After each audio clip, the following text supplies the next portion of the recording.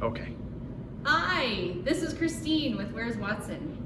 With another episode of our series, What Are Leaders Reading? Today I'm with Kirk, the Dean of Machine, Cuisine, and the Movie Scene, more formally Business, Information Technology, Creative Arts, and Hospitality Arts. Wonderful. So Kirk, what are you reading these days? So Christine, this summer I had an amazing opportunity to read this book. Not a short read by any stretch, but it was by a leader who's likely no stranger to anybody, Barrack Obama, and his book is called A Promised Land. And really that is the focus of it. You know, he talks throughout about his leadership journey, about trying to find that promised land, and maybe we'll never get there, but the journey along the way and the focus on trying to get there, obviously politically speaking and culturally speaking, is what he is shooting for the entire book. So it was a great journey of leadership, and I really enjoyed it. So what were some of the stories in the book that really resonated with you? So right from the beginning, he starts talking about the importance of his mother. So he was primarily raised in Hawaii by his mother. And I, as a father of young children, and many of us can relate, really resonated with his mother, who got up very early every morning and would pre-teach him the entire lesson, because she didn't feel that he was getting the level of education that he needed. So she wanted to pre-teach him, and then he would go and have the entire lesson taught over again. And he said, I would complain like crazy, as any of our children would. And she said to him, you know what, Brock, this ain't no picnic for me either. And that does resonate with me, and I often will say that to my own kids as we're going through some of those more difficult homework pieces, and I'll say to them, you know what, and they know what I'm going to say at this point, this ain't no picnic for me either.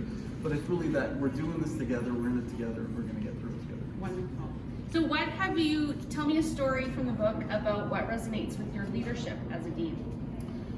So there was many parts that absolutely resonated with me. I think, as he goes through and talks about his journey, where he starts off and he's young, and then he goes on to school, and they have many failures, to be quite honest. Failures in school. He wasn't a strong student to begin with. He ends up graduating from Harvard Law. But along the way, he really talks about the difficulty that he has as a learner, and how he struggled with that, and how he struggled to adapt to academics, and watched other peers, either failing off or doing really well, but wasn't really sure where he fit. And he really had a grittiness to him at one point where he said, I'm going to dig in. Despite the fact that I may not be the strongest student, I can work really hard, and I can get this done. And I think that really started to resonate the momentum that he was building in himself to say that I can do this. For me as a leader, I think, I have failures all the time, every day. You kind of have to challenge yourself to say, I didn't do that so well, how can I do better? And throughout the book, early on he's got specific examples, but throughout the book he really talks about, it's totally okay to fail, but just keep showing up and trying to do better.